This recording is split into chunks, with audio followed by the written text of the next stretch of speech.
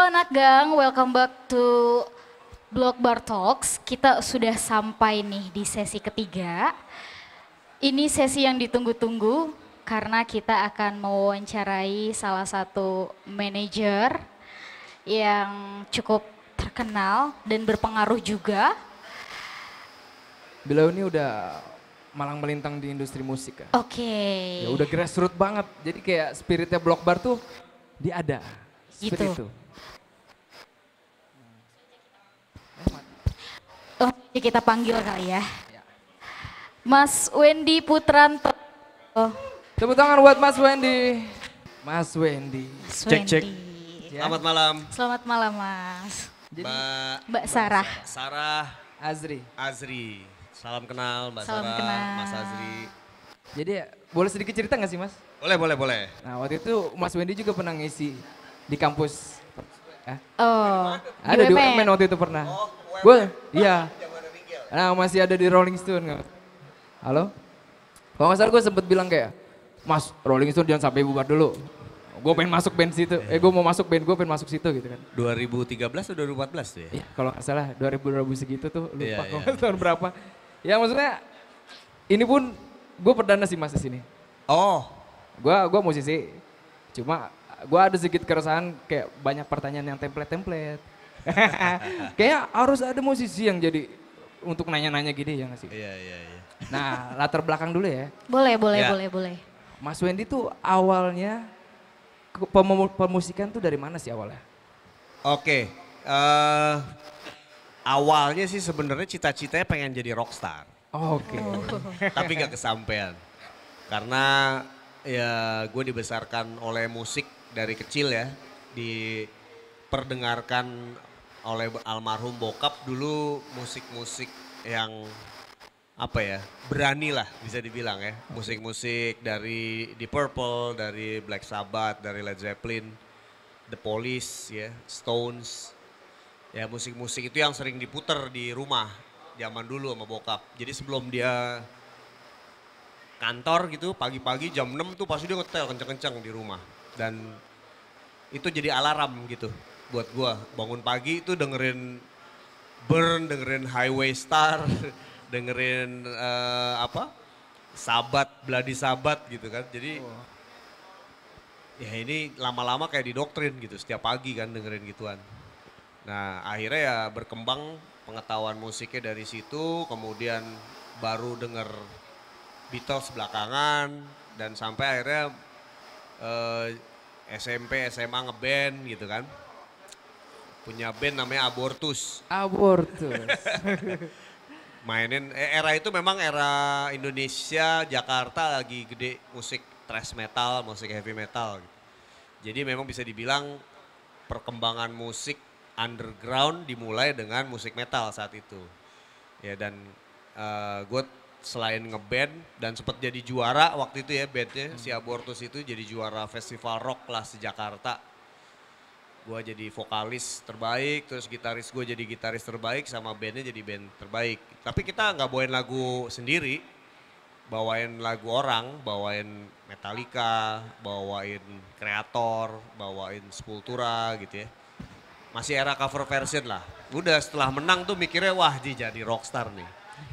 Bakal manggung terus nih. Enggak ternyata. Gue takut lagi, ntar gue kayak gitu nggak ya? Ntar gue banting setir juga nih.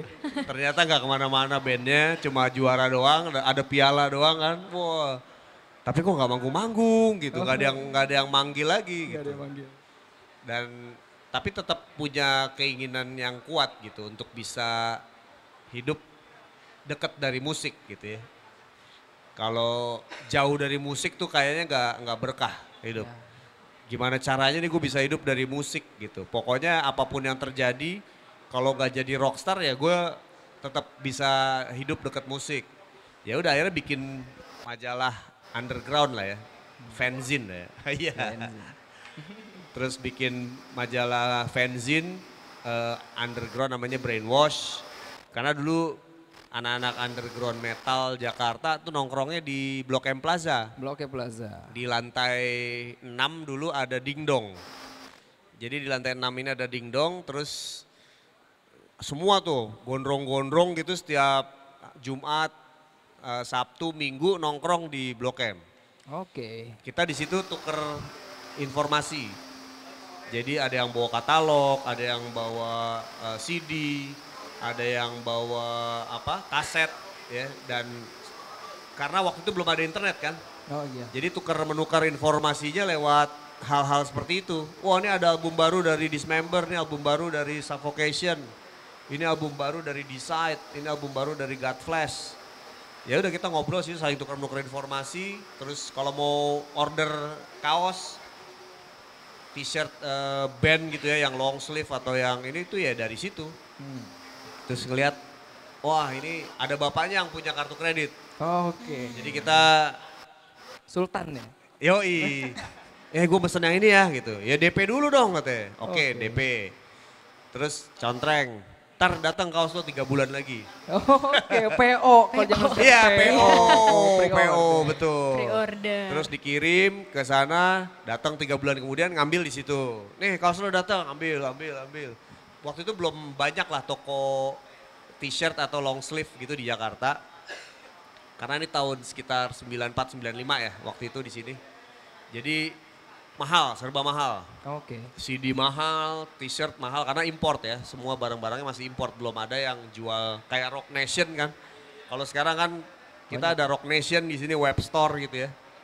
Dulu belum ada. Belum ada. Jadi ya seperti itu cara menukar informasinya, dan majalah Brainwash juga kemudian berkembang dari edisi pertama, kedua, ketiga, dari yang tadinya fotokopi gitu ya, di print ya pakai print dot matrix, kalau mungkin tahu printer dot matrix yang bunyi ngerek, krek, Zaman dulu krek. krek. Iya. Kalau nggak ada itu kayaknya di kantor nggak kerja ya? Iya.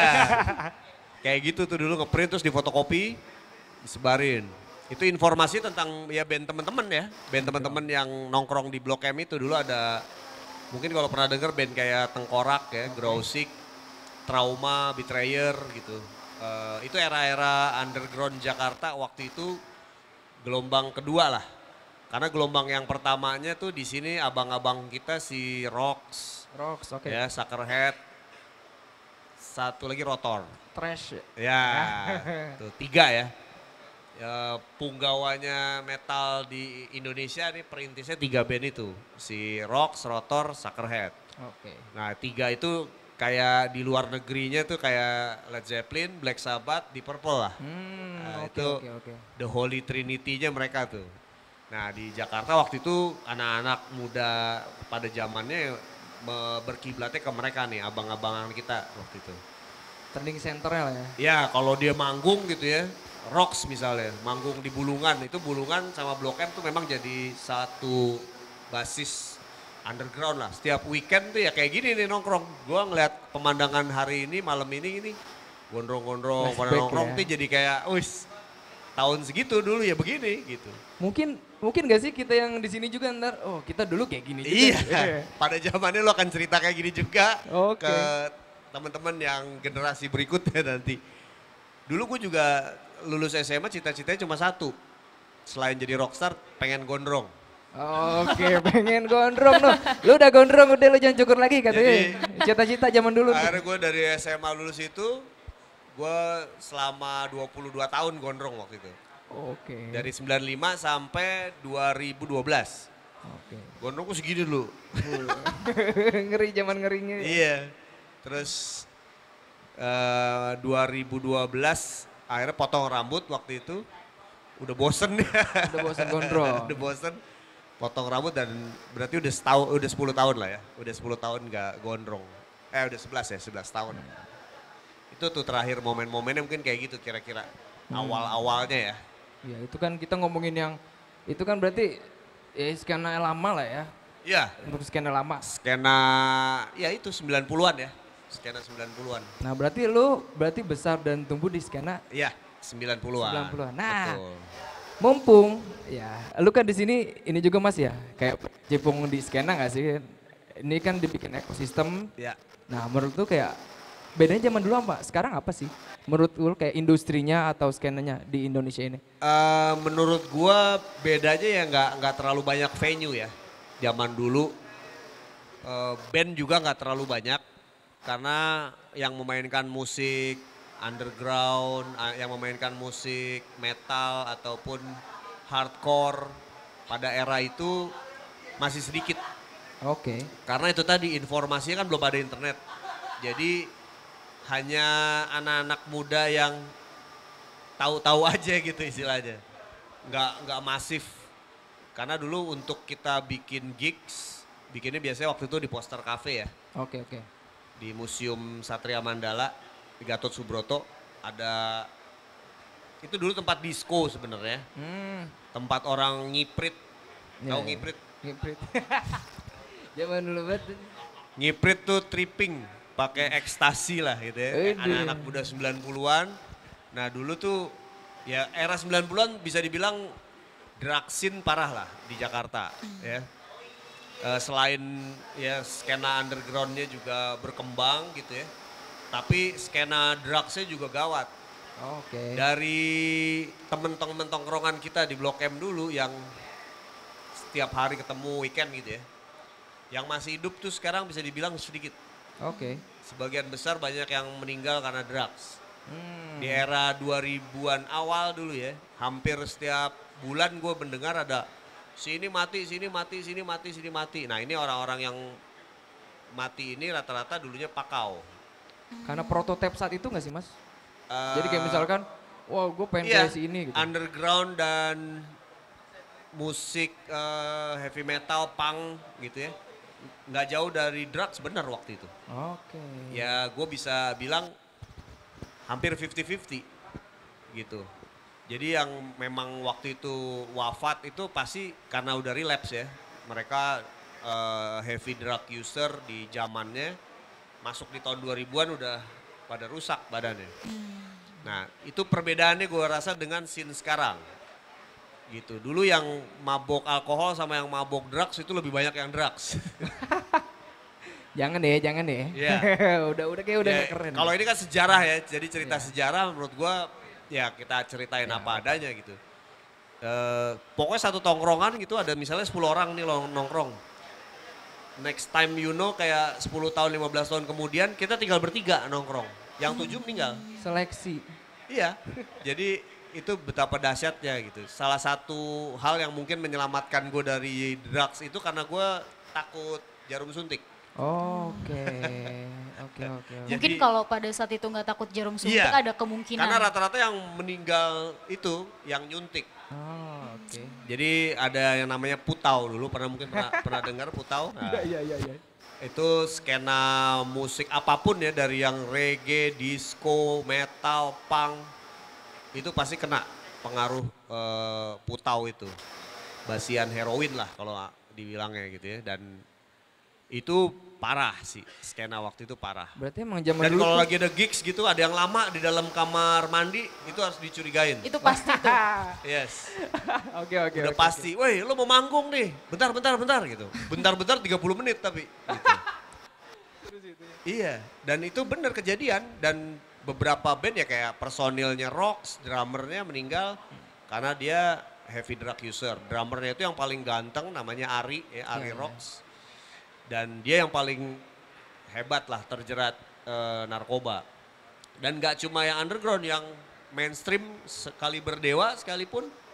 Ari Lasso, salah satu heavy drug user juga, dia sampai 14 kali direhab. Oke. Terus siapa lagi? Di Suckerhead juga ada. Di Rotor juga ada. Jadi hampir semua band ini ada nih. Di Rotor vokalisnya malah ya Jody. Yang mantan suaminya Ayu Azari. Itu dia juga termasuk heavy drug user yang akhirnya collapse. Tapi bukan OD ya. Lebih karena udah relapse dan meninggal gitu. Jadi seperti itulah kondisinya membedakan antara skena zaman sekarang dengan zaman dulu gitu. Tapi keterbatasannya itu ini juga nggak sih mas? Kayak dia tuh menelan mentah aja semua gitu. Iya pasti. Gitu ya karena Pasti karena waktu itu kan apa ya doktrin dari luar negerinya tuh wah banget kalau ya. rock and roll ya Harus. sex, drugs and rock and roll gitu. Itu diimani banget sama anak-anak pada zaman itu gitu. Oke. Kalau sekarang menurut gue mungkin alkohol sex and rock and roll kali ya. Ya, alkohol sekarang. Iya, kalau drugs gue ngeliat enggak sih kayaknya zaman sekarang. Enggak kayak dulu gitu. Dulu itu wah gelap lah, gelap banget gitu. Jadi kalau memang lo nyemplung ke situ punya temen bisa jadi lo nggak balik sehat gitu. Ke bawah aja udah dengan lingkarannya. Tapi Ya kayak gitulah yang membedakan dan masih susah rekaman oke. karena rekaman dulu pakai pita reel masih analog. Ya. Studionya mahal, satu shiftnya bisa 2,5 juta. Oke. Pita reelsnya harga 2,5 juta yang baru sekali, belum tambah biaya operator 500.000. Lo rekaman di studio Triple M di Pecenongan. Jadi nggak banyak studio yang bisa rekaman waktu itu. Dulu yang rekaman di situ tuh band-band kayak Pupen, Pas Band, Rotor, Suckerhead, Rocks. Nah itu semua rekaman di Triple M itu. Studio yang bisa dibilang studio legendarisnya lah untuk band-band underground pada zaman itu. Oke. Ya perbedaannya mungkin situ ya, culture itu ya. Tapi kalau Blok M memang dari zaman dulu itu udah jadi basis untuk musisi-musisi underground, independent gitu untuk hangout, manggung gitu ya. Memang udah seperti ini vibes-nya gitu. Oke, itu mungkin salah satu alasan lu membuat tempat ini gak sih? Sebenarnya membuat sih enggak ya. Ya. Karena kita diundang waktu itu Diundang. oleh Peruri, yang pemilik lahan kan Peruri nih. Jadi ketika Peruri mengundang tahun 2019, dia bilang ada lahan nih kita 7.000 meter persegi di Blok M. Wah kaget kan. Loh Blok M di mana ya ada lahan 7.000 meter persegi kok kita nggak tahu gitu. Karena kan Blok M udah penuh nih kayaknya. Di Melawai penuh, di mana penuh. Pas kita datang ke sini, oh ternyata ini yang dimaksud 7.000 meter. Dulu sering lewat sini kan pasti? Iya, teman-teman. dulu tuh kayak bangunan, Tua, saya pikir iya kos-kosan, bekas kos-kosan atau rumah apa. hantu gitu ya, gelap. Iya. Kalau malam kita pasti mobil kan bus berhentinya depan-depan sini nih pada nggak mau Iya. turun di situ. Takut karena selama puluhan tahun itu seperti ini seperti itu gelap gitu ya. Banyak kupu-kupu malam juga tuh di situ kalau Di malam. depan-depannya ya. Kan? Nah, pas kita kasih lihat ini, oh ini tempatnya gitu. Ini maksudnya yang ini 7.000 meter ya. Ini mau kita apain? Wah ini sih keren gitu.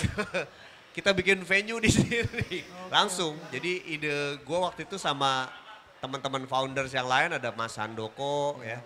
Ada Mas Yakob, ada almarhum Bung Glenn. Ada kemudian Mas Lance sama Pak Mario, kita bilang udah kita bikin venue musik aja. Kenapa venue musik? Ya karena Blok M dan Jakarta Selatan tuh nggak punya venue musik yang ideal gitu. Oke. Venue musik yang bisa bikin seneng lah anak-anak band gitu. Dulu anak-anak band manggungnya kalau sebelum Poster Cafe itu ada namanya di Pondok Indah, Pit Pub. Oke. Pit Pub tuh bisa dibilang kayak CBGB-nya Jakarta. Pada zaman Pit Pub tuh dari akhir 80-an sampai 91. Oke. Jadi 87 sampai 91 lah umurnya tuh. Nah itu yang melahirkan itu tadi ya, tiga band besar itu tadi tuh. Nah itu lahir di situ, itu bisa dibilang gerakan underground pertama lah di Indonesia lahir di situ. Oke. Di Pondok Indah. Sekarang tuh apa ya? Dekat The Hoy. Apa ya? Ada tuh di situ McD lah, McD. Deretannya tuh tapi masih ke dalam dia. Nah itu bekas pit pub di situ. Oke. Jadi cuma itu kafe kecil ya. Ya segede gini lah mungkin bisa dibilang. Cuma bisa muat 50 orang. Lebih kecil dari ini dong berarti. Gedean ini. Gede ini. Iya. Anjir. Tapi panggungnya kurang lebih sama segini. Itu muat 50 orang. Yang manggung juga band-bandnya itu. Tapi penontonnya anak-anak jis. Gitu. Jadi anak-anak jis pada waktu itu memang ya karena di negaranya dia kan musik ini gede ya. Jadi gondrong-gondrong juga. Cewek-ceweknya pulang sekolah mereka nongkrong ke pit pub itu. Pit pub itu juga sebenarnya dulunya bukan musik metal yang dimainin. tapi musik country. Oh, country kayak si BGB dong. Sama si BGB kan country juga kan awalnya. Awalnya. Nah, Terus akhirnya ini sama anak-anak, sama anak-anak, sama abang-abang lah ya. abang-abang. Sama abang-abangan kita dulu di take over dan akhirnya dijadiin tempat yang setiap weekend gitu bikin gigs kayak Block Bar kayak gini di Pit Pub. Oke. Dan band-band yang main juga ada band Jizz juga ada. Band-band metal dari Jizz ya. Jadi keren pada waktu itu gitu, banyak bule tapi yang gondrong-gondrong yang lokal juga ada gitu. Karena salah satu tempat yang jadi hangout waktu itu di Pondok Indah. Oke. Di situ, ini kan kita berbicara zaman dulu ya. Nah di situ lu udah sebagai atau belum? Belum. Oh belum. Belum itu Keinginan untuk itu kan Pit Pub tuh 87 91. Oke. Gue masih SMP sih gitu. Tapi biasanya kan kalau zaman dulu tuh kayaknya gue suka nih kayak bla bla bla majalah gitu. Terinfluence ya. Kalau Ah. gue sendiri terus terang cuma lihat Pit Pub dari luar. Oke. Karena masih kecil. Oh. Jadi belum Cukup boleh masuk. umur, iya. Belum boleh masuk. 91 gue SMP kelas 3. Oke. Jadi SMA juga belum boleh jadi masuk area. Memang rata-rata kan 18 ya ke atas. Untuk masuk ke bar. Karena Pit Pub itu bar. Oh, oke. Pub kan? Pub ya. Iya. Jadi lo belum bisa masuk kalau lo belum cukup umur gitu. Oh. Yang bisa masuk tuh kayak Buluk tuh dulu. Buluk udah tua dia. Mukanya mau tua. Iya. Buluk terus si Jimmy tuh. Yang udah pernah nongkrong-nongkrong di situ. Oke. Gitu. Kalau yang kita masih kecil di luar tuh nongkrong. Nah, eranya kita ya udah masuk di Poster Cafe. Kalau era gue ya, yang gelombang keduanya lah. Yang kalau kedua berarti. Poster Cafe tuh jadi tempatnya dah. Poster Cafe itu lebih gila lagi dari Pit Pub itu. Oke. Lebih apa ya?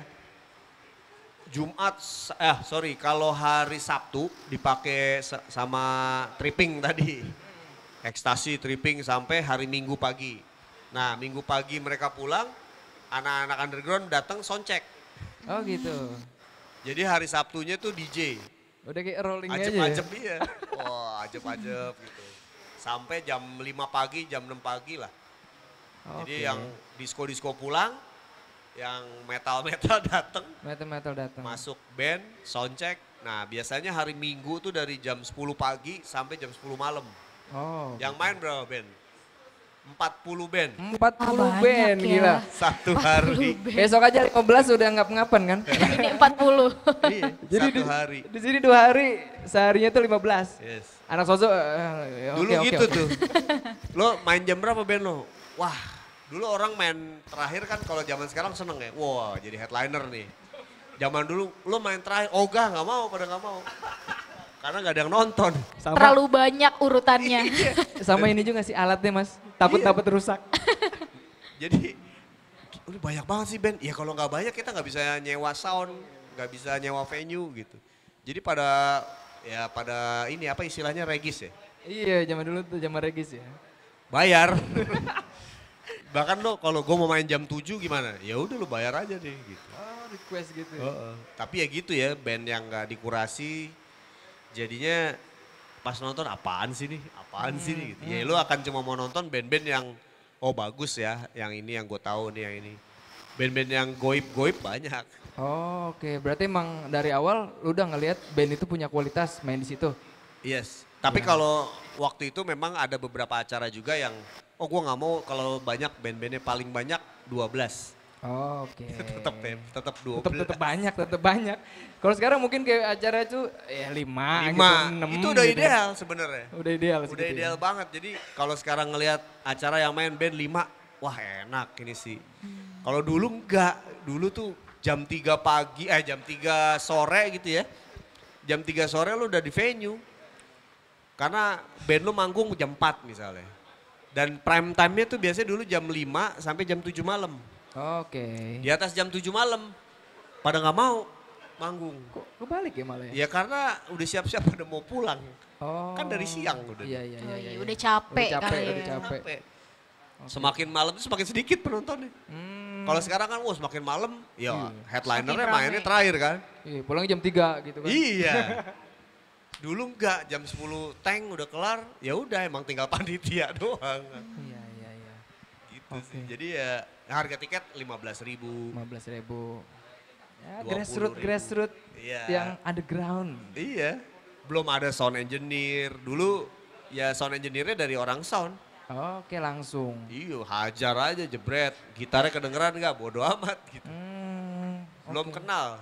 Jadi era jahiliyah banget lah. Ya, tapi dari situ mungkin kayak lu lihat kayak oh nih band tuh harus ada sound engineer, harus Ya ada apa. akhirnya band yang memang bagus karena memang mereka punya tim ya, punya kru. Dulu band nggak punya kru rata-rata. Karena kan lu punya kru ya lu harus bayar. Dulu band krunya itu asal ngangkat gitar bisa masuk ke venue. Oke. Gue bantuin ngangkat-ngangkat ya. Gitu. Jadi gua Sama bisa- jebolan gak sih? Sama jebolan. Ya pastilah. Pasti jebolan itu ada. Bahkan ya berantem gitu udah sering terjadi. Berantemnya antara aliran musik, Oke. punk dengan metal. Nah, saat itu masih ada yang kayak gitu ya. Berantem. Di Bulungan dulu kejar-kejaran anak punk sama anak metal. Yang gondrong versus mohawk gitu. Wah, tawuran. Kayak zaman dulu yang skinhead sama punk Iya. di Inggris kayak gitu ya. Iya. Kejadian gitu. Dan pokoknya ya bener-bener zaman kegelapan ya. Pas kita tahu, ih gila ya rootsnya metal ya dari punk juga. iya, benar juga sih kalau itunya. Oke, singkat cerita tadi kita udah ngomongin ini ya latar belakang. Background. Ya, kan Mas Wendy juga jurnalis ya. Yes. Jurnalis di saat itu. Yes, pokoknya dari Rolling Stone, dari Brainwash itu sempat di beberapa media ya ada tabloid rock punyanya Lox Labor, tabloid mingguan ya tentang musik rock waktu itu ada di Jakarta. Ada beberapa media lagi namanya musikkita.com, Oke. ada relax.com sampai akhirnya di Rolling Stone, majalah tahun 2005 sampai 2017 ya, sekitar 12 tahun lah. Oke. Tapi Tapi Sampai bubar. berangkat ketertarikannya itu dari mana Mas kalau boleh tahu? Untuk apa? Untuk jadi jurnalis. Oh, untuk jadi jurnalis ketertarikannya ya karena itu tadi ya, awal dari menulis majalah underground itu tadi si Brainwash. ada Itu awalnya sih di situ. Keresahan juga gak sih Mas di situ? Ya karena band temen-temen gue itu yang tadi nongkrong di Blok M nggak ada yang mau ngeliput. Ya. Iya, Oke. iya. Karena iya. pada waktu itu koran Kompas, majalah Tempo, RCTI, radio nggak tahu musik apaan nih ya, grindcore, death metal, black metal, hardcore, nggak ada yang ngerti. Jurnalis dulu nggak menulis musik-musik seperti ini.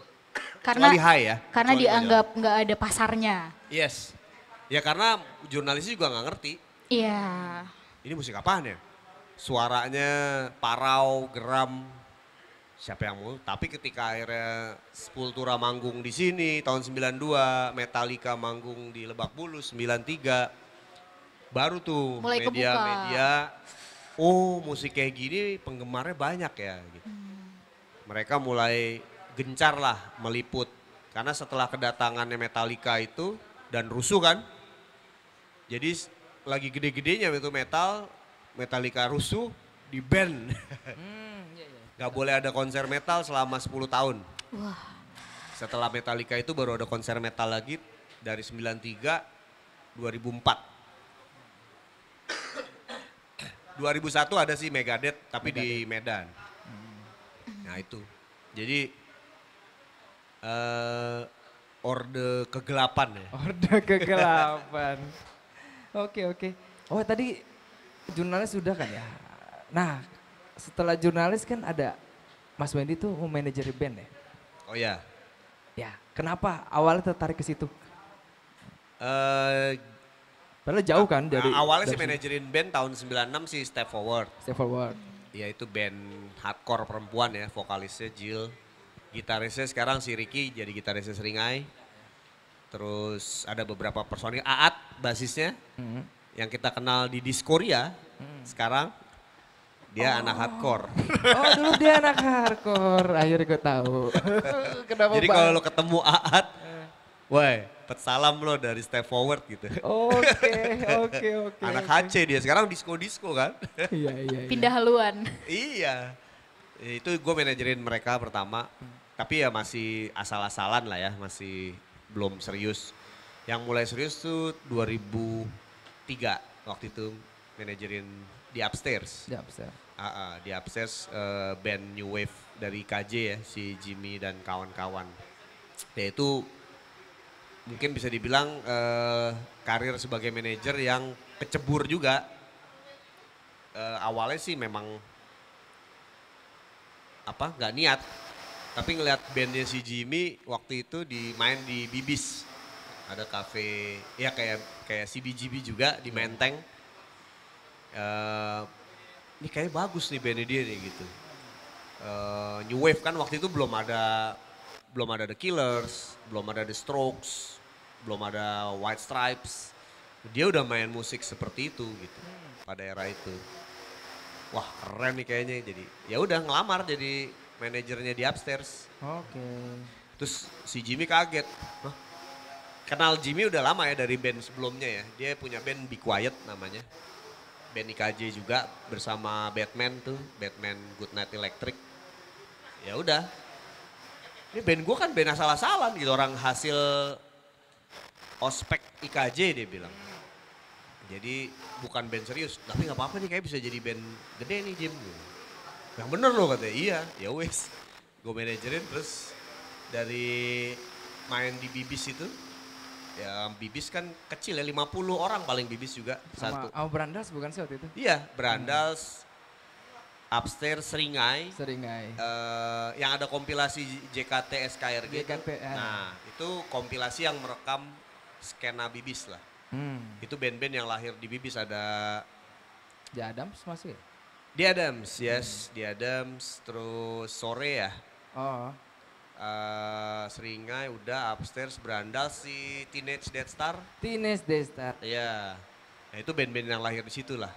Nah direkam, terus kompilasinya nggak terlalu sukses juga sebenarnya kompilasi JKT SKRG, tapi kompilasi yang cult lah. Kompilasi yang bisa merekam pergerakan musik di awal 2000-an Jakarta waktu itu. Dan band-bandnya jadi band-band besar pada kemudian hari kan di kompilasi itu gitu. Di dokumenter The Brandel ada tuh. Oh iya, udah nonton ya? Iya. Ada Mas Wendy juga situ kan. Iya, itu keren tuh Brandals, dokumentasinya salut gue. Dari panggung mereka pertama. Belak-belakan sih. Sampai terakhir masih ada mereka footage-nya, jadi salut tuh gue. Seperti itulah kondisinya. Kalau lo lihat di video dokumenter Brandas ya Bibis kayak gitu tuh. MC-nya tuh Jimmy, terus David Tarigan, yang wah tatetot kalau ngomong tuh. Kayak gitulah situasinya ya. Masih diputer ya kalau nggak salah di bioskop online ya sekarang? Jadi kalau nggak salah kemarin di ini lagi, di up lagi kalau nggak salah ya. Ada di bioskop online. Sempet nonton juga tuh Mas. Iya. Kan soalnya di mana-mana nggak ada kan katanya diputer. Iya. Pas tonton kayak malam-malam kayak anjir ini baru dokumenter. Indonesia tuh kayak gini dokumenternya. Si Faisal sutradara video itu memang ngikutin. Nempel lah sama Brandas dari awal gitu ya sampai era-era 2000. Itu juga udah lama sebenarnya rilis ya. Udah lama, udah cuma 2014 apa ya? Ada ketakutan. Oh iya karena sensor ya. Sensornya. Bener. Yang di bioskop disensor gak? Bioskop kurang tahu dah kayaknya. Enggak ya? Yang di online? Enggak ada sensor. Ngentot ngomong apa, ada yang lagi kelinting apa. Semua ada di situ, itu keren sih. Itu dokumenter tuh harus kayak gitu sih menurut gua. Iya dia nggak mau dibikinin DVD dulu karena itu ntar gue kalau masuk ke lembaga sensor pasti dipotong nih ini. Nggak mau dia. Akhirnya di bioskop enggak ya? Enggak. Wah keren. Aman sih aman. Itu direkomendasikan lah untuk ditonton. Nah sangat direkomendasikan tuh kalau mau nonton apa. Murah kan ya? Cuma 15.000 Mas. Nah, iya. 15.000 lu bisa ngeliat tuh kalau zaman dulu tuh kayak gimana sih situasinya, sekeos-keos apa tuh. Iya. Semua. Iya. Itu gila sih. Tapi bakal ada gak sih Indonesia yang kayak gitu lagi? Sekarang? Berani kayaknya gak berani ya? Sekarang menurut gue sih itu tadi ya. Lebih banyak band, lebih banyak venue. Terus band-bandnya kan juga produktif ya, berkarya lagu-lagu sendiri. Dulu lo ngerilis album sendiri mah gak laku. Iya makanya. Yang laku ya Gigi, Dewa, siapa lagi? Slang, ya band itulah 3 yang mainstream besar ya pada waktu itu. Yang bisa sampai jutaan kopi, ya mereka. Ceylon Seven, Padi gitu. Suksesan komersilnya kelihatan lah di situ ya. Yes, tapi kalau sekarang kan enggak. Dimulai sama Pasben dan Moka kan. Moka sempat 75.000 kopi waktu itu. Pasben udah lebih di atas itu. Saat itu gila sih emang. Gila, jadi bisa dibilang skena indie sekarang ya bisa, ya sekarang indie is the new mainstream ya. Nah itu dia, itu yang kita mau pertanyaan juga tentang bisnis musik. Ini tadi ada Black Horses, ada Kinder Blumen, kayaknya banyak sih mas. Ya. Terutama ya band gue juga sama, gue juga punya band. Kayak strategi bisnis di musik tuh kayak gimana sih mas? Untuk band-band. Sekarang? Ya. Ya sekarang memang gue bilang tadi bandnya banyak, lagunya yang dirilis banyak, albumnya yang dirilis banyak, venue-nya juga banyak, jadi kompetisinya semakin gila, kompetitif banget gitu. Dan survival of the fittest terjadi. Kalau dulu kan band cuma ada 3 itu ya, yang paling gede. Yang lainnya sih poser lah jatuhnya ya. Wah lu semuanya ngelihat Rotor, ngelihat Suckerhead, ngelihat Rocks. Kalau sekarang bisa dibilang masing-masing genre punya fanbase. Segmennya masing-masing. Iya, punya band, punya fanbase kan. Oke. Dulu kalau lo ngefans sama Suckerhead, lo pasti ngefans juga sama Rotor, lo pasti ngefans sama siapa tadi? Suckerhead atau Rocks gitu. Kalau sekarang kan, nah enggak, gue ngefans sama dia aja nih, sama Black Horses doang gitu. Saklek ya kalau sekarang Iya. tuh. Gue ngefans sama Raisa doang, ngefans sama Tulus doang, sama Pamungkas doang gitu. Apa? Mungkin pengaruh juga gak sih mas? Kayak streaming online sama, kan dulu mungkin kaset. Nah itu dia, betul. Nah, jadi kayak misalkan kalau sekarang tuh kayak gue mau denger lagu ini dong, di album ini. Nggak kayak dulu, ya nggak sih mas? Akses terhadap musik sekarang ini tidak terbatas. Iya. Dulu kan ada toko Aquarius Mahakam. Ya kalau lo mau dengar lagu baru, album baru lo pasti ke situ. Check out di album ini baru nih gitu. Kalau sekarang kan enggak, dari rumah lo sambil santai tiduran bisa mencet lagu ini. Iya, Dulu iya, enggak, iya, dan iya. dulu agak repot nyetel kaset, buka cover, baca gitu ya, ngapalin. Kalau anak-anak sekarang lo tinggal pencet ada lirik gitu di Spotify. Dan yang bikin gue kagum zaman sekarang ketika datang ke festival, itu semua penonton hafal lagu-lagu dari band apapun, artis Iya. apapun. Oke, setuju. Itu gue kaget sih. Kalau dulu nggak kayak gitu. Oh dulu nggak kayak gitu Enggak. Dulu yang hafal itu pasti cuma fansnya dia aja. Oh. Untuk lagu lain mereka belum tentu bisa nyanyi. Karena nggak denger. Nah kalau anak sekarang kayaknya kan denger semua ya. Ada playlist kan. Iya, Sistemnya dulu kan kita nggak denger playlist. Kalau playlist tuh punya kita mixtape. Mixtape itu ya lo beli kaset C90. Terus lo ambil lagu-lagu hits dari band-band yang lo suka. Jadi satu album, kompilasi. Lo denger di mobil, lo denger di Walkman, lo denger di... Ya udah begitu mixtape jadi. Buat ngasih ke cewek. Iya. Nah kalau sekarang kan playlist gila, narik jadi bread gitu. Ya udah, mereka bisa dengar semua lagu itu. Mungkin faktor gampangnya mengakses musik jadi yang berpengaruh. Jadi mereka punya keterikatan ya dengan band. Dengan liriknya, dengan musiknya, dengan penampilan mereka, performance gitu. Kalau dulu kan ada aja yang kurang ya kalau band Indonesia. Ah nggak keren personilnya. Ah liriknya cupu. Ah musiknya jelek gitu. Dulu sih kita kerjaannya anak-anak underground dulu ngetawain band-band mainstream di Indonesia gitu. Jadi kalau lo cerita ke anak-anak zaman dulu pasti, hah? Dewa 19, nah gitu pasti diketawain. Oke. Kalau sekarang kan, gila ya, anak-anak yang indie dan undergroundnya aja juga respect gitu. Nyampur Sama sih. Iya dulu sih ketawain. Kangen band aja bisa main di festival kan sekarang. Nah, makanya untuk generasi-generasi yang seumuran gua gitu pasti bingung. Gila ya, kangen band bisa jualan ratusan ribu kopi gitu. Itu kaget sih. Jadi mungkin kayak Sex Pistols mereka jadinya. Iya kan? Iya oke. Ngeband nggak bisa, main musik seadanya, Oke. tapi lagunya laku gitu. Nah berarti itu ada strategi dong mas. Ada strategi. ada strategi yang berjalan di situ gitu. Nah itu yang menjadi salah satu penekanan dari bagaimana mereka ini bisa berjalan ke depan. Ada label yang mengatur Oke. gitu. Ada label yang mengatur dan membuat semua ini menjadi berjalan. Karena yang modalin kan label. Oke. Label yang membuat ini menjadi pelumasnya lah. Mereka punya biaya promosi yang kuat. Kalau anak-anak sekarang kan nggak punya. Gitu. Oke, berarti halo? Berarti tiap band tuh harus ada strateginya nggak sih Mas ya di situnya? Pasti. Secara bisnisnya. Dan nggak bisa ditemplate gitu.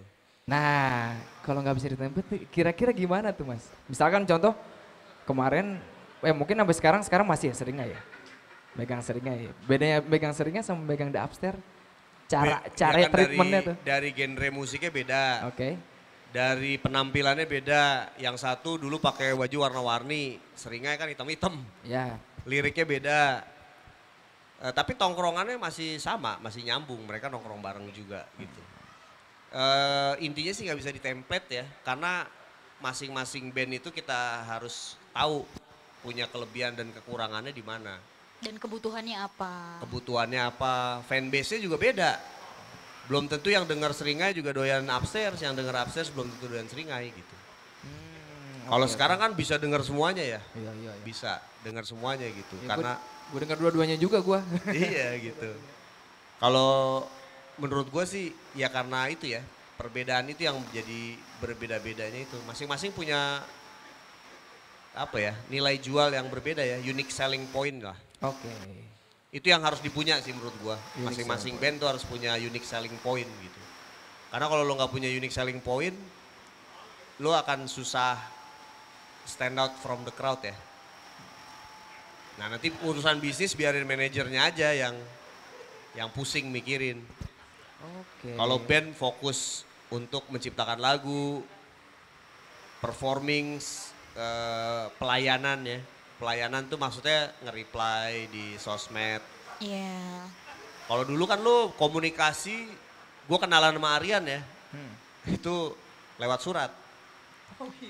Sahabat Surat. pena, karena dulu gue bikin majalah itu. Aryan rilis Pupen. Dia merilis kaset. Dijual di Aquarius, gue beli. Gue lihat ada, korespondensi dengan Pupen. Itu PO Box ini Bandung. Ya udah gue kirim surat, pertanyaan, kirim lewat pos, nyampe Marian, oke, ini pertanyaannya dibales, tulis pakai tangan, dikirim lagi sama dia, diketik, dibales, ya udah, tulis balesan lagi, nih nomor telepon gue, dia juga tukar ngasih nomor telepon, kan belum ada handphone dulu. Iya belum. Akhirnya pakai nomor telepon rumah, telepon-teleponan gue. Ini nih Aryan Pupa dia ya, telepon ngobrol-ngobrol. Udah kayak pacaran. Kayak gitu dulu kenalannya. Jadi lewat surat-suratan. Kalau zaman sekarang aneh DM. banget. Canggih Mas. DM Zaman kan sekarang. lo bisa nge-DM rockstar idola lu langsung gitu. Walaupun tidak berbalas kadangkala. Ya, tapi kadang-kadang di follow ya. Iya. Tapi kayak gitu. Strategi mainstream sama indie tuh beda juga gak sih Mas? Beda ya menurut gua. Kalau sekarang sih hampir nggak ada bedanya. Oh serius? Iya. Misalkan ada Black Horses nih. Iya. Gue pengen sukses secara komersial gimana sih gitu misalkan. Kalau secara online mungkin followernya udah lumayan gitu berapa. Tapi secara komersial kayak butuh strategi gitu gak sih Mas? Ya. Iya pasti dong harus ya. Pasti Black Horses juga tahu kan bahwa band rock di Indonesia saat ini banyak banget gitu. Gimana caranya mereka membedakan performance, showmanship gitu ya. Dengan band-band yang lain itu menjadi satu hal yang utama pasti. Kalau dia sama dengan band-band yang lainnya ya akan menjadi susah buat dia untuk bisa itu tadi stand out from the crowd. Jadi paling penting sih menurut gue ya mengenali musik, mengenali dulu karya masing-masing, baru kita fokus untuk berkarya. Jadi konsolidasi internal dulu baru kita keluar gitu. Oke. Kira-kira kompetitor gue siapa aja ya dari ini. Berarti mapping dulu ya? Iya. Kita mapping dulu. Nggak bisa langsung lah, jebret, nggak bisa. Berarti langkah awalnya mapping dulu. Oh kira-kira siapa nih Black Horse yang mirip-mirip nih. Baru kita kelompokin, kita Cari cari celahnya. bedanya. Oke. Ya beberapa musisi paling ini sih kayak ada keluhan mungkin kayak kok gue nggak bisa ya manggung di sini, kok gue nggak bisa manggung di situ gitu. Nah kalau kayak gitu gimana tuh Mas? Ada band-band yang kayak gitu tuh? Nggak bisa gimana maksudnya? Misalkan kayak anjir gue nggak bisa, kok gue nggak bisa sih manggung di acara ini. Gue bisa sih manggung di acara itu gitu. Padahal dia merasa cukup untuk bisa manggung di acara itu. Udah coba kontak ke Nah, panitianya. nah biasanya tuh kurang itu apa sih situ? Karena kan panitia punya penilaian sendiri ya terhadap band. Mereka yang bikin acara, ya mereka bikin line up. Mereka tahu siapa yang mereka mau panggungin. Dan yang dipanggungin itu pasti dilihat fanbase-nya kan. Standarnya gitu gak sih Mas? Ada?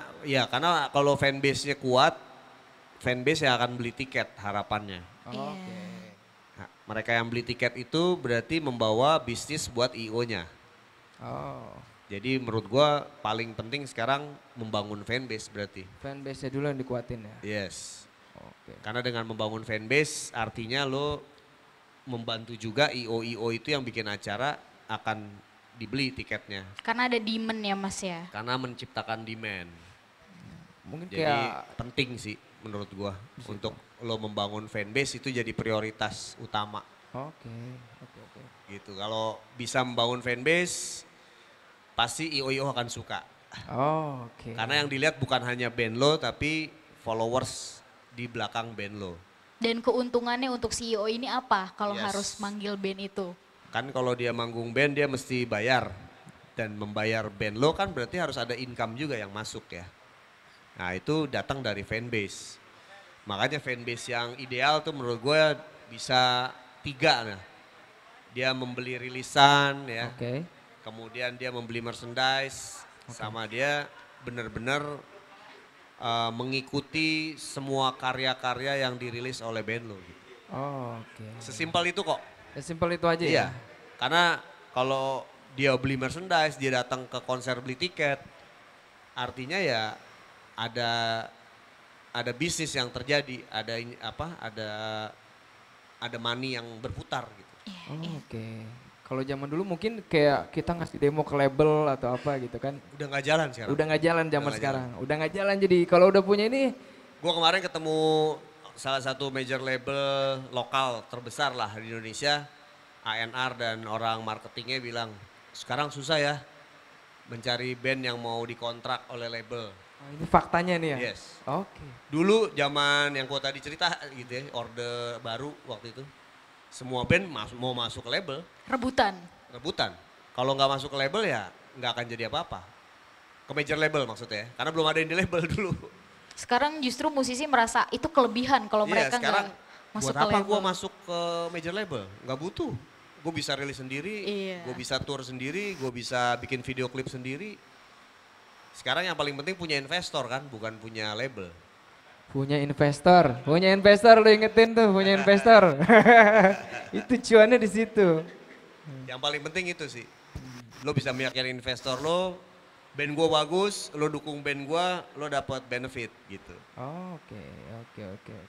Mungkin Jadi, kayak bapaknya atau untuk di siapa. awal ya, untuk di awal-awal. Karena kalau sekarang semua bisa dilakukan sendiri kok. Oke. Gue selalu bilang ke band-band, ngapain lo rekaman sama label, lo bisa bikin sendiri. Makanya label akhirnya kesulitan untuk nyari artis sekarang. Dan sekarang tuh memang segala hal serba difasilitasi ya. Dan jadi lebih cuma mudah. single. Iya. Iya, ngerekam single, desain. Oke, saya nama salah satu major label. Single ya? Loh, kok single? Kan namanya artis pengennya album dong. Wah, Langsung banyak. Iya kan, banyak lagunya. Enggak, kalau kita ngelis album mubazir. Lagu mahal dibikinnya kan ada 10-12 lagu gitu. Belum video klip, belum ini advance. Kalau single enak, sekali bikin jadiin video klip ini satu. Ya tapi lu ketika manggung lu mau bawain lagu apa? Nah, itu. Gitu. Makanya pada akhirnya tadi kan yang gua tanyakan mungkin yang nggak bisa manggung di sono di festival. Mungkin juga nggak sih Mas kayak misalkan lu belum punya album, lu belum bisa manggung di festival atau acara-acara apa? Harusnya begitu. Oh gitu. Karena ya oke lu punya satu hits yang ngetop ya. Wah kemana-mana diputar dari Sabang sampai Merauke. Ketika lo manggung nah lu bawain lagu apa selain lagu satu hits lo itu? Nggak Pasti mungkin. cover. Iya pasti cover song. Kan manggung paling nggak minimal 5 lagu ya. Kecuali Aldi Taher lah ya. Nah kalau dia anomali. Aldi Taher mah bebas. Anomali itu. Iya. Iya soalnya itu unik juga sih yang kemarin dia Itu nggak bisa dirasionalkan. itu nggak rasional sih. Itu anomali. Tapi bener sih yang tadi misalkan ada fanbase. Ya mungkin dia punya fanbase yang kuat nggak sih Mas? Aldi. Jadi ada yang mau sponsorin acara. Atau mungkin karena memang dia munculnya dengan cara yang tidak sama dengan orang lain sehingga ada ketertarikan, wah ini beda nih, ini unik, ini gokil. Makanya Menurut gue sih lebih karena bisnis ya kalau Iya. Aldi Taher. Karena ya dia jualan tiket yang tribute to Coldplay aja bisa 100 juta loh, 100 juta gitu. misalnya. Foreplay. Oh iya. Coldplay. Foreplay. Foreplay namanya. Iya. Ya nggak banyak sih yang kayak gitu. Dan dia bisa mendapatkan keuntungan dari kebodohan-kebodohan yang dia buat juga menurut gua agak ajaib sih. Gimik. Tapi ya berarti gimmick. Nah tadi ngomongin gimmick Ya berarti. itu sih apa ya. Stop making stupid people famous lah ya harusnya. Iya. tapi kan itu. Oke itu. Tapi sebenarnya dari sisi komersil itu bisa dipakai. Nah Iya nggak apa-apa. misalkan nggak ya. apa-apa. Kita Karena pakailah emang sisi itu. Sebagian orang dilahirkan untuk menjadi badut sih menurut gua gitu. Jadi Mau jadi badut apa mau jadi rockstar? iya. Mau jadi badut banyak duitnya katanya. Iya Nggak juga. menurut gue sih ya nggak ke situ lah ya kalau yang nongkrong di blok bar. Gitu. Yoi, enggak dong. Tanggal 7-8 pokoknya nonton di sini, enggak ada badut-badut. Iya. Kayak gitulah. Tapi ada gimmick, mungkin gimmick ya, atau sesuatu yang positif diambil, iya nggak sih Mas? Kayak misalkan, Dari siapa? dari fenomena itu. Enggak lah menurut gua. Misalkan, bukan kebodohannya sih kalau gua, lebih ya? kayak strateginya dia kayak Itu bisa kita lakukan tapi bukan dengan Cara seperti itu. gimmick-gimmicknya kan. viralnya itu gitu. Orang mungkin. mau mengenal band lu karena gimmicknya atau karena karya? Nah, Itu kan yang paling penting ya. tapi kalau karyanya udah bagus, dia bisa bikin yang Gimmick kayak itu gitu. kan sebenarnya bagaimana strategi untuk mencari perhatian ya, memikat perhatian. Ah. Tapi ketika lo udah dapet perhatiannya jangan lo fokus di gimmicknya gitu. Lo fokus promosiin karya lo gitu. Oke.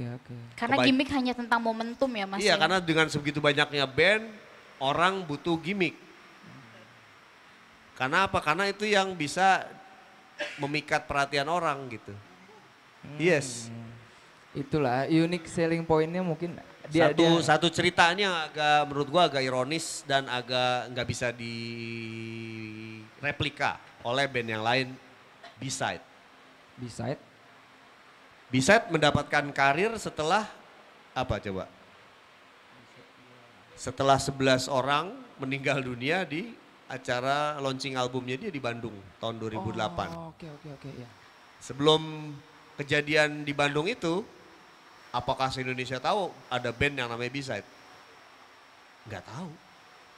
Tapi kejadian itu 11 orang meninggal dan meninggalnya ironisnya bukan ketika bandnya manggung ya, tapi setelah selesai kan, keinjek-injek ketika mau keluar dari venue gitu.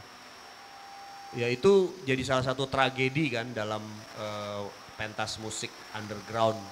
Dulu era sebelum B-Side, kita yang di underground gitu ya dulu ngetawain band-band mainstream. Ceylon Seven meninggal di Lampung, ada 6 orang penontonnya. Wah band pop meninggal, kita band underground nih yang wah pogo, moshing, headbang, slam dance. Nggak ada kita. Jumawa. Iya, tahun 2008 jeger. Kejadian 11 orang meninggal. Itu berhenti semua, shock. Dari mulai Burger Kill, Seringai itu di ban. Makanya lahir lagu Dilarang di Bandung. Ya, oke. Itu karena kejadian itu gitu. Dan akhirnya gila nggak, ternyata musik kita juga bisa menyebabkan orang meninggal gitu. Sama kayak. Tapi itu akhirnya buat B-Side sendiri menjadi turning point. Oke. pada kenal kan, kita tahu jadi ada band B-side gitu kan. Jadi tahu. Karena tragedi itu. Karena tragedi itu, dan menurut gue sih jangan sampai direplika yang kayak gitu ya. Beberapa cerita kan banyak, kuburan misalnya. Ya, ya. Kuburan bisa ngetop kenapa? Gimmicknya itu gak sih? Iya. Yang kayak Kiss itu jadi gitu. Tapi gue sih masih kalau kuburan kayak oh dia punya karya gitu. Ya betul, Ya, karena dia gitu. merilis Ya. album gitu. Masih oke sih kalau itu kalau Komedi ya, komedi rock. komedinya. Ya mungkin sekarang pun mungkin direplika nggak sih Mas? Ada beberapa band-band punk yang kayak gitu. Kayak Band ada yang punk? pakai topeng, apalah, Oh. ada yang ngeri nyalek ya. Itu gimana tuh? Ada Oh. band punk nyalek. Mungkin dia ini juga nggak sih atau emang Dongker ya. Tapi udah ini membatalkan akhirnya. Oh, membatalkan itunya. Ya itu pilihan sih ya menurut gua. Kita nggak bisa menghakimi pilihan orang kan. Tapi beberapa strategi mungkin kalau di luar ini masih beberapa tahun ke belakang mungkin ada band-band segenre Black Horses, apa namanya, Greta Van Fleet. Dia ini enggak sih, dia apa namanya, memanfaatkan kayak misalkan banyak orang yang suka Led Zeppelin dong. Ya, Dia bilangnya Led Zeppelin Reborn. Itu dia ada ini enggak sih Mas, kayak ya itu berarti strategi enggak sih untuk iniin up karyanya dia juga. Ya menurut gua Jack White juga sama, White. Soundgarden, Chris Cornell kurang Robert Plant kayak gimana kan. Iya juga sih. Cuma mereka punya ini beda ya, yang menurut gue yang, lo ketika mendengar Led Zeppelin, mendengarkan Soundgarden, apakah lo mendengarkan Led Zeppelin juga ada di dalam mereka, elemen-elemennya ada gitu. Tapi tetap beda, Soundgarden ya tetap menjadi ininya sendiri kan. Tapi kalau bicara influence-nya, roots-nya ada di mana ya? Ada di Led Zeppelin lah udah pasti. Ya, ya, ya. Jadi menurut gue akan masih seperti itu ya,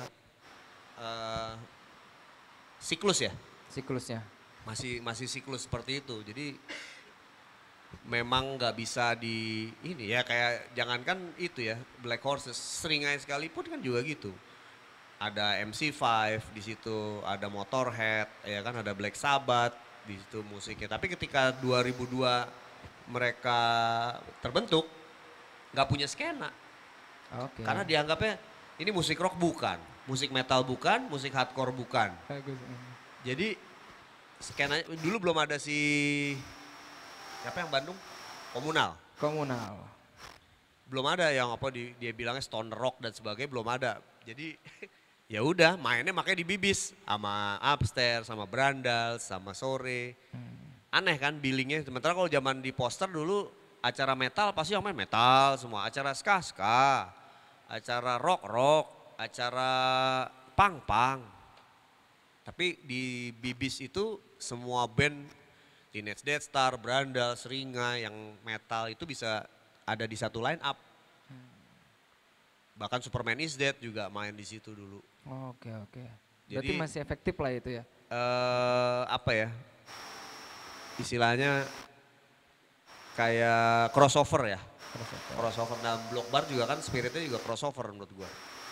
Nggak ada di stick di satu genre gitu. Semua genre musik, semua komunitas, semua kolektif bisa join di sini asal spiritnya independen gitu. Oke. Berarti brandingnya juga zaman dulu tuh ini gak sih Mas, kayak misalkan kayak ada yang oh band ini tribute ini. Band ini tribute. Oh iya, tribute ya itu ini. jangan kan yang gue bilang. Rocks itu sebelumnya kan Metallica. Tapi emang Indonesia tuh nempelnya kayak gitu gak sih Iya, Mas? dulu pada awalnya begitu. Si Rotor, Ya. Sepultura. Suckerhead, Sepultura dan Kreator. Iya. Jadi ya tapi mereka waktu itu bikin karya sendiri setelah mereka menjadi band tribute. Di tahun 90-an awal mereka merilis album gitu. 90-an awal dan 90 pertengahan. Tapi albumnya gak laku amat gitu. Karena Oh. orang mungkin sukanya ke influence-nya. Ya itu bukan, orangnya suka pada waktu itu ke band yang pop mainstreamnya. Oh, iya gitu. Jadi ketika di tahun 90-an itu orang suka Dewa, Gigi, Slank, di kubu yang sananya, yang bawah tanah itu ada Rotor, Suckerhead, sama Rocks. Rocks dulu sama Slank, sama-sama finalis festival rock Lox Lebor. Tapi Slank gak berhasil juara, cuma jadi salah satu finalis dan Rocks jadi salah satu juara yang masuk albumnya ke situ. Dulu diceng-cengin sama anak-anak rock slang. Ada sebenarnya kalau lo mau lihat videonya tuh ada video bikinan sutradara Abbott ya, dokumenter tentang rock bergema. Oke. Itu ada sesi Riri Riza kan drummer. Dia drummernya Rezel. Rezel itu band tribute Guns N' Roses. Oke. Nah di sesi film dokumenter itu Riri Riza ngeceng-ngecengin slang. Ada itu videonya Mas? Ada. Di YouTube Ngambek. ada gak sih? Anak-anak slang ketika denger Riri Riza ngeceng-ngecengin zaman dulu ngambek. Itu sempat ada momen itu. Wah dulu slang lucu katanya kayak Bon Jovi pakai yang rumbai-rumbai. Dikit. Soalnya udah ketinggalan saat itu ya. Iya, sementara Rocks yang udah hitam-hitam gitu, serem, kayak Metallica, gagah. Slang masih kayak Bon Jovi, gayanya yang wah gitu. Ada momen-momen itu ada. Momen-momen itu ada. Gitu. Tapi berarti merecreate yang lama tuh masih ini juga lah, masih relevan lah terjadi ya. dong. Misalkan kayak, halo, cus. Kayak misalnya kayak KPR dia kan meng-create Yes, Indonesia 70-an. 70. Berarti itu masih lah ya untuk positioning sebuah band. Iya, Butuh nggak tapi sih? mereka kan nggak menjadi Panbers gitu kan. Oke, iya. Mereka nggak menjadi AK, mereka nggak menjadi apa ya, Rollies gitu. Mereka menjadi KPR. Nah itu menurut gue yang kerennya ketika mereka merekam ulang si Panbers kan kayak gitu ya. Jangan menjadi idola lo gitu. Harus menjadi diri lo sendiri. Karena kalau lo jadi idola lo orang akan ngebandingin dengan itu dan gue pilih yang aslinya aja jadinya. Oke. Tapi yang penting tuh brandingnya dapet lah ya di situ. Yes. Karena dia mungkin kayak memanfaatkan, kalau nggak salah waktu itu dia menang apa gitu. Karena dia suka Iya, sama Panbers. menang Jack Daniels Jack kompetisi Daniels, waktu ya. itu. Tapi Dan bagus sih. itu menjadi turning point mereka juga. Tapi strateginya dia dan si Greta Van Fleet tuh hampir sama gak sih? Nah, Kalau kita lihat-lihat di situ. panjang lagi tuh nanti kita kalau ngomong Greta Van Fleet. Gak apa-apa Mas. Beda sih, beda. Beda lah. Kalau menurut gua udah sangat kelihatan ya si Greta Van Fleet sebenarnya kemana ininya epigonnya gitu. Sementara kalau KPR kan memang bukan. Sebenarnya KPR kan bisa dibilang session musician tadinya kan. Ya. Sebelum mereka jadi sebuah KPR kan mereka sama halnya seperti kayak Jimmy Page. Jimmy Page itu session musician di era sebelum Led Zeppelin masih di New Yardbirds gitu kan. Jadi ya dia gitar termasuk John Paul Jones, Plant sih enggak ya. Tapi kalau dua orang itu session musician yang sangat hebat pada zamannya sebelum sebelum bersama Led Zeppelin gitu. Oke. Jadi menurut gua menjadi session musician itu bisa jadi modal yang bagus untuk bisa kedepannya lo punya established karir yang keren di industri musik. Yaitu contoh-contohnya legenda-legenda itu kan. Kalau lo cek album-album di tahun 60-an, 50-an akhir gitu ya yang ngisi banyak tuh.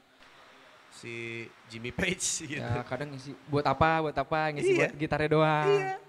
Jadi ya mungkin KPR ya secara nggak sengaja gitu ya berada di ini yang sama gitu, jalur yang sama. Siapa lagi selain itu? Banyak kok ya belakangan ini. Heavy rock ya, band-band yang istilah sekarangnya heavy rock gitu. Ya kayak misalkan heavy rock mungkin metal dan heavy rock terwakilkan nama Seringai mungkin yang lebih Iya. kencang. Mungkin KPR yang anak mudanya. Iya, ya heavy rock di era berikutnya mungkin jadi kayak KPR jatuhnya disebutnya. Karena kalau di branding dengan sekedar rock atau hard rock lagi, nah biasanya itu kan marketing gimmicks ya. Istilah-istilah genre yang dibuat ada neo wave gitu, Ya. dark wave. Sebenarnya marketing gimmick gitu untuk bagaimana industri bisa punya POV ya kalau kata anak sekarang yang berbeda gitu. Ini sih sebenarnya kalau buat gua ini masih ya Led Zeppelin, Deep Purple, Black Sabbath gitu. Oke, Tapi seringnya buat ya. ini kan ini heavy rock gitu. High octane. Ya, Wah, dengan apalagi ini dia. tapi itu Pada dibohongin semua sama Aryan kan. dibohongin. Nah, lu Apaan dibohongin tuh semua. high octane rock gitu. Itu kan gimmick. Oke. Iyalah. Ya kalau lu nggak menciptakan itu nggak inget gitu jadi orang. Unique selling pointnya di situ ya, mungkin. Iya. Ada. Gitu. Jadi pelajari band-band yang udah sukses. Untuk bisa dibedah aja gitu. Ini. Si Seringai itu sampai sekarang masih kayak gitu dia. Kalau meeting gitu, wah ini. Ini di combine gitu. Ntar tiba-tiba jadi aja. Oke. Kalau lo tahu lagunya program Party Seringai Ya. gitu ya. Itu kan sebenarnya kalau lo denger reviews itu ada. Reviews Party Program. Reviews band hardcore. Hardcore yang pembaru gitu. Nah itu dari situ. Mungkin gak sih kayak lagu itu tuh mungkin ya salah satu lagu itu by design Bukan gak sih? lagunya ya, tapi temanya gitu. Temanya. Heeh. By design gak sih? Untuk kayak oh ini gue mau bikin anthem untuk mereka happy gitu. Iya, by design. Dan kalau orang yang penggemar reviews pasti akan tahu, oh ini terinspirasi dari situ gitu. Oh, oke. Bahkan dari Manic Street Preachers juga ada. Cara menggait fans-fans Iya, itu untuk salah satu masuk yang ke- kayak gitu itu yang paling jago Coil. Coil, oke. Kalau lo denger Coil itu banyak referensi-referensi dari band-band luar negeri. Ya yang masuk di karyanya mereka gitu ya. Aku adalah arsitek. Ya, itu kan dari Manic Street Preachers. Oke. I am an architect gitu. Jadi banyak inspirasi yang dipakai lagi. Ya yang gue dengar juga Led Zeppelin juga banyak melakukan itu ya lagu-lagu blues. Era 40, 50 itu juga banyak yang disadur oleh mereka gitu.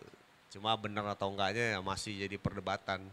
Berarti emang semakin relate dengan pendengar ya. Iya. Udah jadi kita mengambil pasar itu gampang ya di Yes. situnya. Gitu jadinya. Aduh jadi banyak sebenarnya pengen ditanyain ya.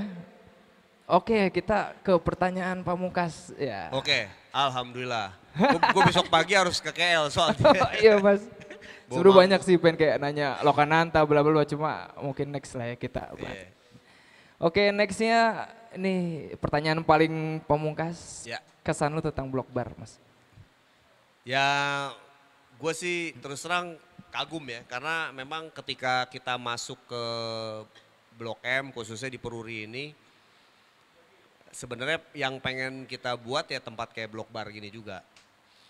Kalau yang di live house kan memang yang benar-benar membahagiakan band tadi ya. Manggungnya soundnya bagus, akustiknya bagus, sound system, lightingnya bagus. Karena kan biasanya band-band dapetnya busuk lah ya kalau di tempat-tempat yang lain ya paham lah. kita player kita paham ya. Nah itu untuk memfasilitasi kebahagiaan band. Nah tapi kalau Block Bar ini untuk bersenang-senang menurut gue spiritnya untuk bagaimana lo bisa mengekspresikan musik lo dengan se-idealis mungkin gitu ya. Di depan orang-orang yang juga idealis, yang juga happy goers gitu ya. Dalam artian lo mau main, di sini Bottle Smoker pernah main, Brandals, terus beberapa band yang besar, bahkan Iwake juga Rama main di Satria. sini, Yako, Rama Satria. Nah itu yang menurut gua yang kayak gini sih harusnya yang kita uphold gitu dalam artian free spirit gitu ya, free movementnya juga harus tetap berjalan. Karena gue yakin sih skena yang bagus tuh ditunjang oleh venue yang sustain gitu, venue yang ada yang tetap memberikan space ke mereka ini. Jadi menurut gua sih spirit itu apa yang ada di Blok M dulu tuh nyambung lagi di sini. Kalau dulu kan di Pondok Indah, di Gatot Subroto gitu ya, di Menteng. Nah, Blok M akhirnya punya gitu yang spiritnya sama kayak gitu seperti era-era itu tuh benar-benar ada hidup di sini nih. Apinya sama gitu. Mungkin kemarin ada Rossi yang Rossi, tempat. astaga Rossi. Karena gue terus terang nggak terlalu sering ke Rossi ketika Rossi dibangun itu memang udah jadi wartawan mainstream. Oke. Gitu deh. Ya kan kalau kata Kurt Cobain kan Rolling Stone is a corporate rock magazine. Udah gak ada di sini. Iya. Untungnya ya bubar. Soalnya kalau Rolling Stone gak bubar gak ada M-Block. Ah iya. Wah itu tangan dong gila. Itu terus terang karena masa-masa Rolling Stone dibubarkan terus Jir ngapain lagi gue ya gitu. Karena dulu gue berangan-angan jangan-jangan gue pensiun di Rolling Stone nih gitu. Karena udah kerja 12 tahun gitu ya. Belum pernah sebelumnya gue kerja sampai selama itu. Paling setahun, 2 tahun, 3 tahun gitu. Tiba-tiba kok anjir 1 dekade gitu. 12 tahun. Gila, Bubar next time. Terus setelah itu bubar bingung kan, wah anjing ngapain ya. Tiba-tiba ya itu tadi tawaran bikin ternyata emang sama kan spiritnya, wah kita perlu anak-anak muda Jakarta kekurangan ruang gitu. Untuk bisa berekspresi di musik, film, di jenama lokal gitu ya.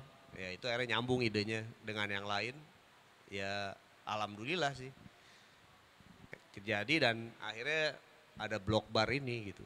Ini terus terang Blok Bar itu di beberapa titik, kan kita buka juga di Medan, di Padang, Solo, Jogja, Surabaya nanti.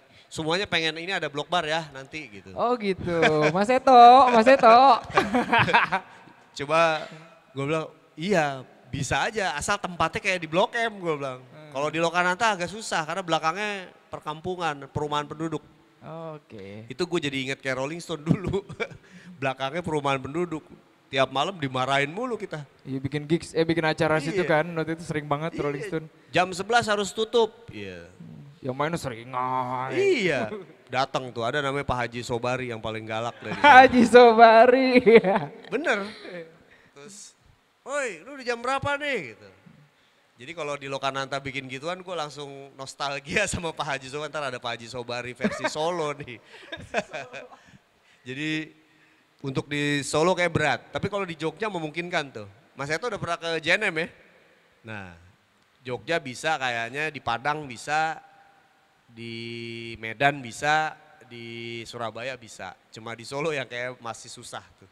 Tapi untuk tour berarti band-band bisa tuh ya? Band bisa kalau mau tur dari mulai Medan sampai ke Surabaya nanti. Wah. Kalau Surabaya baru dibuka November, 10 November. Nanti lo ada pangkalan bisnya tuh di situ masuk ya kan? Jadi dari Medan ke Padang, dari Padang ke Jakarta ya M Block, terus ke Pos Blok juga bisa, terus ke Jogja, ke Solo, Surabaya. Oke, tepuk tangan dulu dong. Iya. M-Block. Nggak nyangka sih gua bisa sini. Ini tempat keren banget Mas. Iya. Yang tadi kata lu. Tuh yang bikin tuh. Nah itu makanya Mas Eto. Makanya ketika ini jadi begini gue bilang wah keren nih. Jadi sesuatu yang memang harus begini nih Blok M gitu. Dan kerennya tadinya yang kata lu soundnya busuk. Kita benerin pelan-pelan Mas. Iya. Jadi soundnya agak enak ya nggak sih? Betul. Tapi memang kadang-kadang yang busuk itu justru ya yang otentik ya. Busuknya busuk enak. Iya. Itu justru. Makanya gue bilang sama Mas Eto, Mas udah pokoknya di sini semua band bisa main semua jenis musik gitu. Jadi setelah mereka sukses di sini, mereka jajal misalnya di Foya. Setelah Foya baru ke Live House. Jadi ada tahapannya. Menurut gue sih di luar negeri juga gitu kan. Coldplay itu nggak jadi dalam semalam gitu. Pasti main di tempat-tempat kayak gini juga awalnya. Di bar-bar yang kecil, terus naik ya. Di blok bar gitu ya. Iya ntar Sozo kan bikin Kalau sini. dulu kan enggak, dulu tiba-tiba breng ada band gede main di tempat gede langsung gitu. Kalau sekarang enggak, pasti dimulai dari kecil. kecil. Makanya semua band yang lo pernah nonton di sini, lo harus bersyukur. Karena ketika mereka jadi band gede nanti di luar, gue udah pernah nonton mereka di blok Di bar tempat zaman kecil. underground gitu. Iya kayaknya Sozo boleh ya bikin di Levos ya. Iya. Kayak di sini ntar wah kepenuhan nih ntar di Sir Sarpam ya kan. Levosnya bisa tuh kata Mas Wendy. Iya. Iya menurut gue ya Sozo sih harus jalan terus sih, salah satu kolektif yang gue juga mantau, Mas Seto juga mantau. Ini teman-teman yang keren gitu ya, serius meng-create event. punya karakter crowd yang juga beda gitu ya. Kalau ada yang gondrong-gondrong nongkrong nih, wah ini pasti sozo nih. Udah kayak gitu ya. Iya karena udah jarang anak muda gondrong sekarang. Udah gak ada yang cita-cita gondrong kayak anak-anak muda. Tapi keren sih. Steril ya. Ya walaupun kadang. Dulu keren, wah gila gue gak bisa ya masuk sekolah di PL ya. Padahal bisa gondrong kan dari SMA gitu. Dari kelas 1 lu udah bisa gondrong gitu. Tapi kalau setelah SMA lulus baru bisa gondrong. Anak sekolah manggung di sini Mas waktu itu Mas. Pakai kemeja, pakai seragam sekolah. Beneran dia manggung di sini ada namanya The Tangtings kalau nggak salah. Bener-bener kayak, wah gua nggak mau tawuran lah, gua pengen ngeband aja gitu. Itu sih maksudnya keren di situ sih untuk sekarang tuh. Untuk satu lagi terakhir kali ya. Tadi pesan. Pamungkas. Paling Pamungkas banget ini, sangat Ini template. Bambangnya. Tuh udah ada anak gua sama bini gua di sana. Halo. Paling Pamungkas banget nih. Yes. Pesannya untuk Block Block Bar Bar dan Fest. Block Bar Fest. Oke. Ya menurut gua sih spiritnya Block Bar harus tetap panas ya, harus tetap hidup. Karena tempat-tempat yang seperti ini yang gue bilang tadi yang menjadi bahan bakar untuk generasi skena berikutnya gitu. Ya dulu kan ya gue tahu dari zamannya Pit Pub gue nggak ngerasain ya, tapi Poster Cafe, Bibis, ada juga apa ya di Iskandar Syah nih gue lupa nama tempatnya tuh. Hah? Bukan, Jaya Pub juga gitu ya, tapi kan Jaya Pub dari era Opa kita juga udah ada di tahun 75 nih. Jauh lagi. Iya, ada tuh di Iskandar Syah, Thursday Riot tempatnya itu dulu mereka bikin apa gitu nama kafenya ya. Punyanya si Nasta sama Batman, si ada Monday Mayhem di situ acara itu juga oke sih tempat itu, ada Rossi gitu. Semua tuh lahir dari situ, band-band itu gitu. Kayak Naif tuh lahir di Poster Cafe gitu. Lapetis, terus band-band yang tadi. Ya di sini nanti pasti the next big thing dari musik Indonesia lahir, gue sih yakin gitu. Iya. Karena biar bagaimanapun itu privilege jadi orang Jakarta. Gitu. Kenapa? Karena semua yang dari luar kota pengen main di sini. Gue setiap keluar kota gitu, Mas kapan bisa main ke Block Bar? Nih nomor teleponnya Mas Seto, kontak aja. Oke, jadi barometer ya salah Iya. satunya di Jakarta ya. Tepuk tangan buat Block Bar woi. Itu sih beneran dan semua pengen banget gitu untuk bisa menjajal panggung Block Bar karena otentik ya. Otentiknya tempat itu kan nggak bisa direplika gitu. Jadi itu yang harus menurut gue dilestarikan lah. Semangatnya terus aktivitasnya. Orang-orang ajaibnya. Iya terus jangan cepet-cepet merit lah pada ya. Gue gak boleh merit parah ya. Jangan cepet-cepet gitu. Kayak gue aja dulu umur 38 gue baru merit. No dengerin nomor 38. Kalau anak sekarang kayak cepet banget pada mau merit gitu. Ntar aja kita having fun dulu. Keliling dunia dulu ya baru mulai mapan. Anak sosok ada yang udah merit bang cuma masih di sini. Ya masih merit belum tentu memang karena tujuan ya kan. Bisa jadi kejadian. Waduh. Gak apa-apa kalau yang udah merit ya gimana kan. Cuma maksud gua kalau anak-anak muda udah buru-buru merit ntar yang nerusin Block Bar siapa. Iya kan. Jadi kayak gitulah paling gak ceritanya. Ya.